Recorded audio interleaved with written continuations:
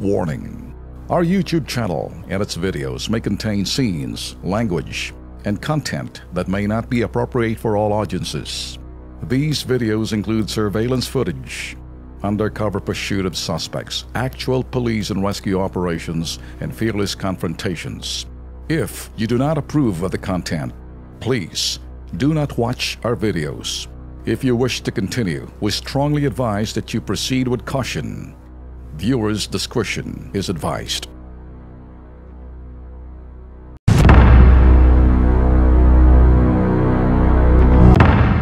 Anong dahilan bakit nagre-reklamo kayo sa kanya, sa credit card?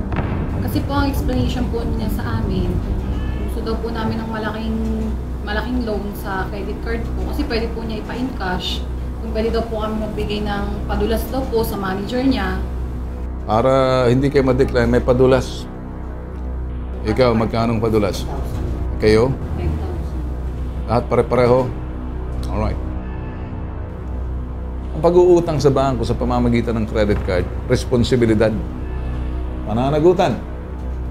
Sa mga ganitong estilo ninyo, hindi kayo mabibigyan. Sigurado pa, pag siniyay na kayo decline na kayo.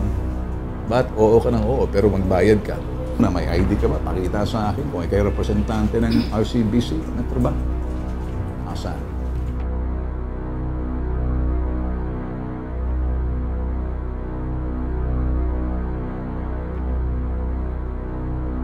Marketing kayo Walang nagsasabing representante ka ng credit card. Maintindihan mo?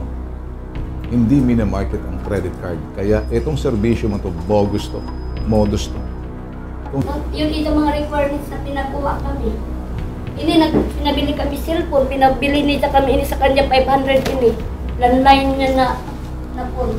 Multi-level marketing ka, ginagawa mo sangkalan, tinuturuan mo silang gumawa ng kalokohan. Pero ang pakay mo, magbenta ka ng mga ganito. Bakit? May mga nakapending po akong application sa kanya. Kaya niya po baguhin yung address Kasi nga po yung edad ko na bago niya. Siya po mismo nag-ano nun, hindi po ako. Illegal tong ginagawa mo. Illegal tong ginagawa mo.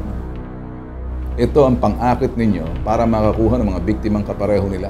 Credit card. Ang sarap pakinggan, uutang. Wala kang talo sa modus ninyo. Pag naaprubahan at nakipagtulungan, kapareho nito, nagsinungaling, na meke, oportunista ka rin. Ito naman, manggagancho. Pareho kayo mali Nagsisisihan kayo Kayo, kakuntsaba doon sa modus nito. Pag pumasa kayo, hindi kayo magrereklamo sa akin Ngayon sasabihin mo, biktima.